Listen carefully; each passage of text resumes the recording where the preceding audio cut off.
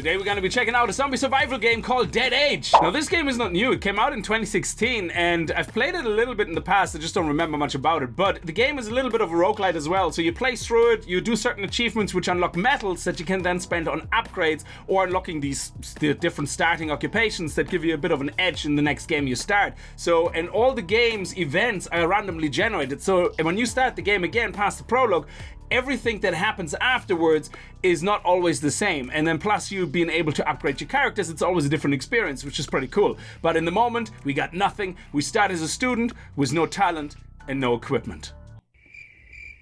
It seemed harmless at first. Scattered individuals were reporting gaps in memory, followed later by exorbitant highs of adrenaline. Scientists were baffled and were unable to find effective treatment. The zombie infestation spread quickly. The outbreak raged across the country and plunged the entire American continent into chaos. Governments and science failed to contain it. Now all that matters is fighting to survive. You let your tired gaze wander along the horizon. It is lined with scattered plumes of smoke in the distance. You strain to digest the events of the latest few hours. Lily, are you there? Are you alright?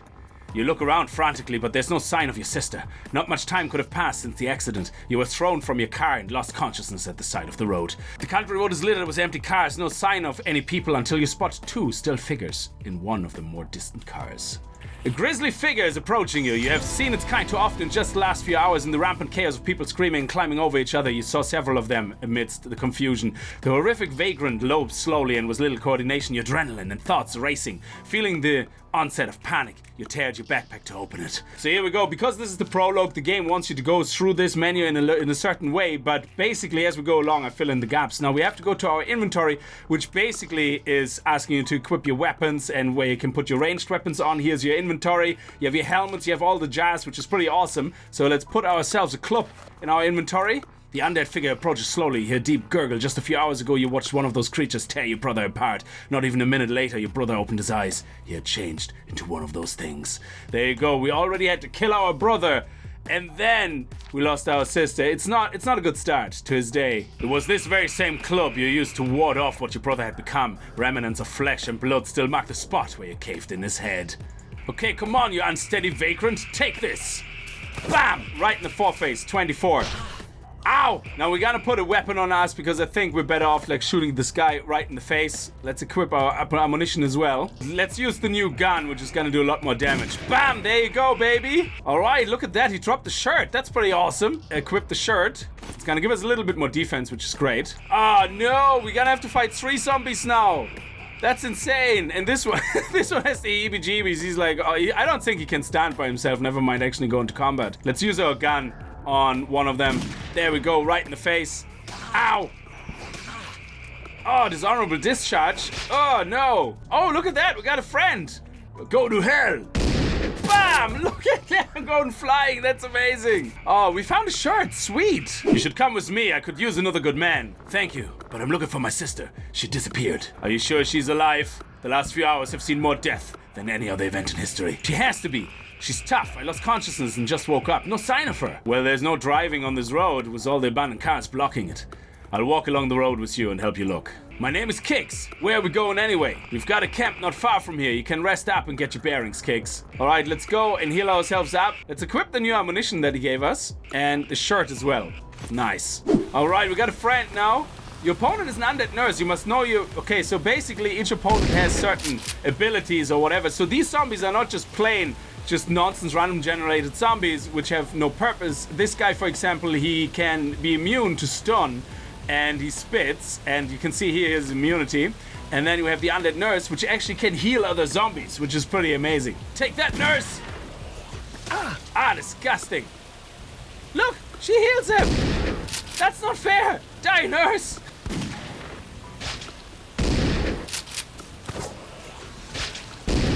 Yeah, baby. Alright, we leveled up. So when we level up, we get skill points which we can spend on jobs or combat skills. So you have several combat skills. You have melee, which it explains down there, requires no ammunition, weakens opponents, clearly less effective than the range attack. You have your shotgun. We don't have a shotgun yet. We have a handgun and assault rifle. Then we have the engineer. Lowers targets resistance, can weaken targets, uses rare ammunition, does less damage than range attacks. And we have medic. Usable independent of equipped weapons, heals or buffs allies, cannot be used to attack opponents, ammunition is rare. So I'm assuming that as we go up here, oh look at this, it actually gives you different names. That's amazing. So we're gonna be combat readiness, raises the defense attribute of the user by 50% for 2 rounds and it wants an extra action point. That is awesome. And then we can do first aid, heals and allied targets. So, oh, that is nice. So these dark green ones are like kind of special actions that you get later on. That is awesome. Okay, so what I think we should do first is like, oh, melee breaks through. A solid hit, dealing 80 physical damage. Yeah, we should take that. Because we're doing a lot of melee in the moment anyway. So I think what we should do is get a point in medic to unlock that. Let's go melee and medic. I think that would be a good idea. We have 5 more points, 3 points. Can we get this? Oh, yes, we can get this. That's amazing because they get more expensive as we actually spent more points on. That is nice. You find a crate. The lid seems to be connected to something inside by a wire of some sort. Try to open it, yes? Okay, we have Cunning 0 and he has Cunning 3, so I'm assuming the sheriff is going to be opening it. Sheriff approaches the crate for closer inspection. Phew! It wasn't easy, but I did it. Nice. Oh, yes, we got some materials. Materials is currency in this game, so there's no more money. You leave the highway and start trekking through the woods. Luckily, the undead are few and far apart. When one appears, the sheriff makes quick work with a well-placed shotgun blast. Still no sign of my sister. Where could she be? With luck, she's with the survivors that set up nearby. She might also have found our camp. You can rest up there, so that's a good idea. Let's go over to his camp. Maybe we can find her there. That's a good plan. We're here. Look out. The gunfire on the way here must have drawn a horde.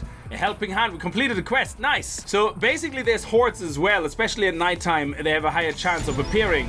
And hordes are basically fights of multiple waves, which is pretty awesome. Protect the camp, don't let them through the gate. How are we supposed to do that? There's so many. You're lucky I spotted you and your undead friends here. How do you like this plate, gentlemen? Ah, hi Trish, welcome to the team. Good time, go ahead Kickz, awaiting your instructions. What, mine? Trish has a few advanced skills, but to use something as strong as her burning volley, you need 2 action points, are generated every round.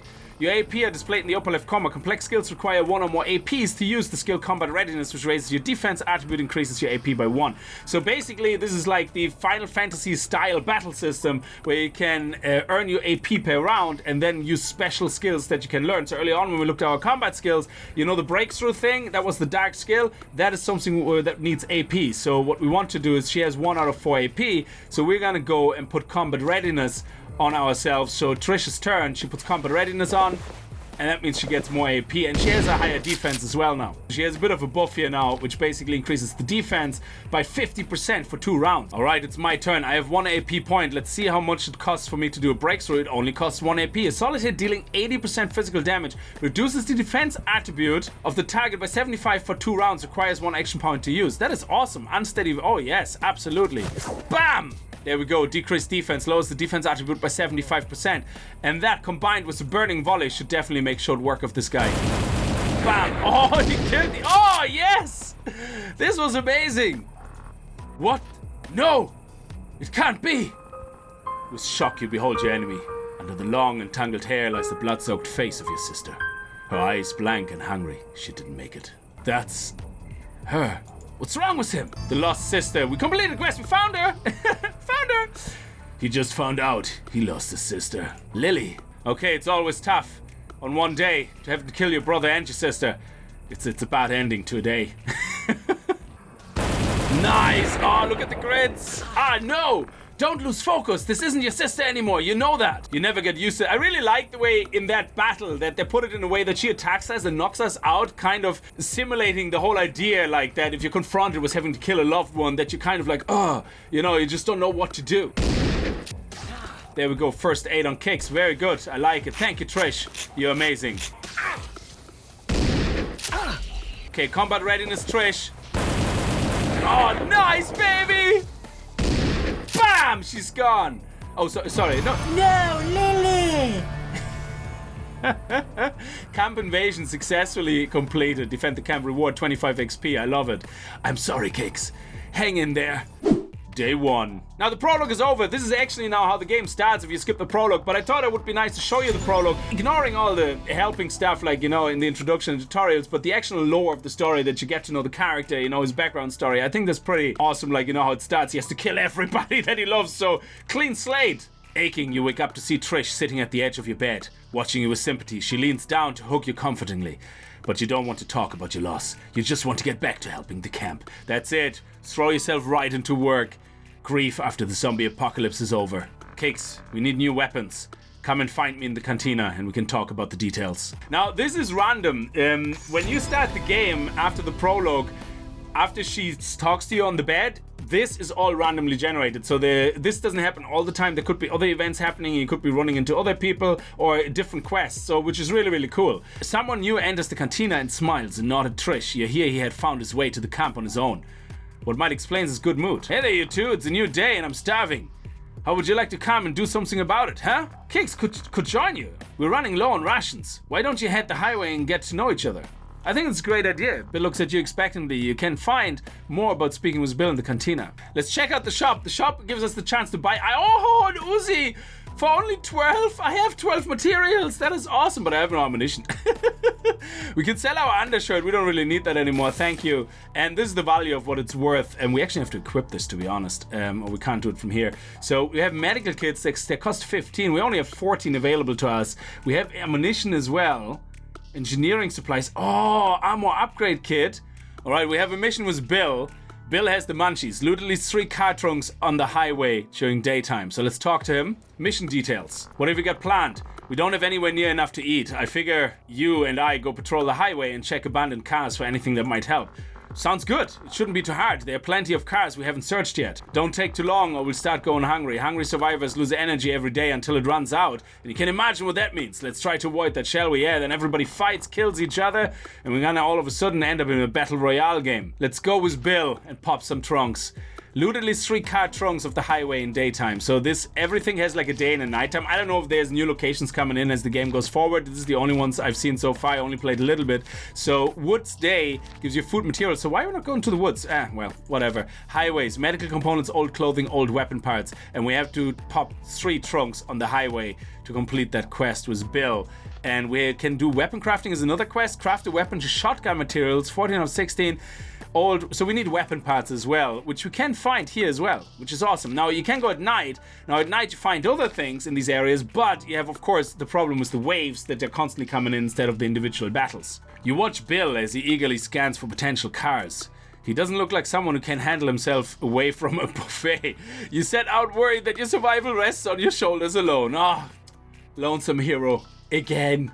We now have a cheerleader as well as a nurse. The nurse can heal and the cheerleader can do a buff on the other zombies that gives them this, which is increased strength. The strength attribute is increased by 50%. So we're gonna have to take care of the nurse anyway first. So let's see if I can do that with my melee attack breakthrough right on the nurse. Bam! And look at that for 3 turns! Yes, baby, lower defenses. Come on, baby, 36, yes.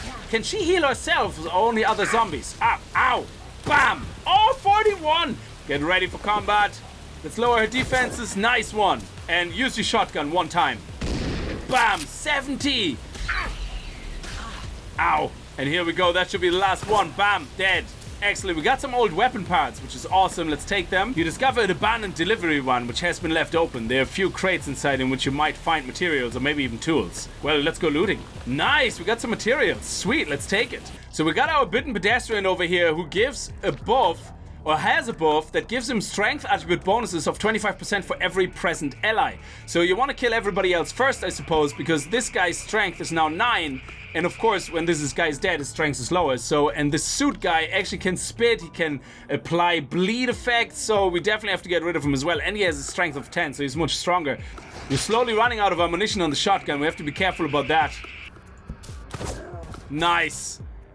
Excellent. Oh, we got some old clothing, crafting materials. We take it. We still haven't found a car, man. And we're slowly dying. No! The suit stunned me! That is not cool! There we go. Bam! 38. And Bill, you can finish him off. Very nice. We got more clothing. We have to find some cars, man! We're running out of health! The group discovers a police cruiser teetering dangerously on the edge of a bridge. It may contain valuable resources such as weapon parts, ammunition casing, or even ammunition. Huh? Ammunition casing, okay. Beware of scavengers. Well, we're gonna have no choice. We're gonna have to get something out of this. Steady the cruiser. Okay, 55% chance. Let's go. Kickz attempts to pull the cruiser away from the edge. Kickz has prevented the cruiser from falling. The trunk yields an interesting find. Oh, yes, weapon parts, baby. Totally worth the risk. We're gonna do another 2 battles. Then we have low enough health, and then we're screwed. So, and then we have to go home. So, Bill, I'm sorry. We're not gonna be popping any trunks. You happen upon a ragged, hungry-looking young boy. He pleads for your help. I can't give him food because we don't have enough rations for ourselves. Can we offer some medical assistance? Medical 1, 45%. Okay, let's try it. Kickz grabs his medical gear and begins to treat the boy. The boy is already feeling better. He expresses deep gratitude and his wish to return to his family. He hurries off. Nice! We helped! We're good! So our health is very low and I have 64% health left. So we're really running out. I would say let's finish this guy off with 50. So we should be able to finish him off. There we go, 42. And then do another melee attack and that's it. And I'm also out of bullets and I don't want to die, so this is the last fight, that's it. We found a serum as a crafting material. You discover an abandoned delivery one which has left open. There are a few crates inside in which you find materials or maybe even tools. I would say let's go looting. Excellent materials. We took a chance there because we could have found a zombie and I could have died because I have 64 health left. So let's take it and let's return. Now Bill wanted to pop 3 trunks and you know what, Bill? It was a stupid idea because we nearly died and we haven't popped any trunks. You're not very good in finding open trunks. I'm assuming this is an ongoing quest and that we can do that at any time, but we can do some weapon crafting now, which is gonna be awesome. So let's return back to the base. Do you really want to leave? Returning to camp will cost you 1 day. Well, of course. We started a new day. Let's see what the summary of the previous day was. We got 16 tools, or 60 materials, 1 tool, and 3 rations were used. We didn't get any new rations, so I think it's time that we're gonna do something about the food that is not killing ourselves slowly. A steadily looking man drives into a camp and proposes to do business. He wants 1 tool and offers to trade small reflex syringes. Available tools 3. I would say yes, accept the offer. You accept the man's offer and complete the trade. Dawn is breaking. Your survivors had a chance to recover 20% of the health. I hope you settled in, Kickz. This camp is safe, but I have a feeling it may not stay that way. I give you a fair warning if your situation changes. Yeah, well, you know what? If you find any survivors, you should try to help them. You can assign them to jobs. Yes, we're gonna do that. We're gonna be looking at jobs and tasks and how to get more food into our bellies. We have only 3 food, so we definitely need to start gathering. Bill, what are you good at? You're not very good at gathering, but you're very good at everything else. So I think we should be doing some gunsmithing with you because we need to make a shotgun. I think that's what it was. A shotgun weapon is what the game wanted us to do. And I can go hunting then, so which gives us 5 to 7 food. But I think it's gonna cost us a tool. That is interesting.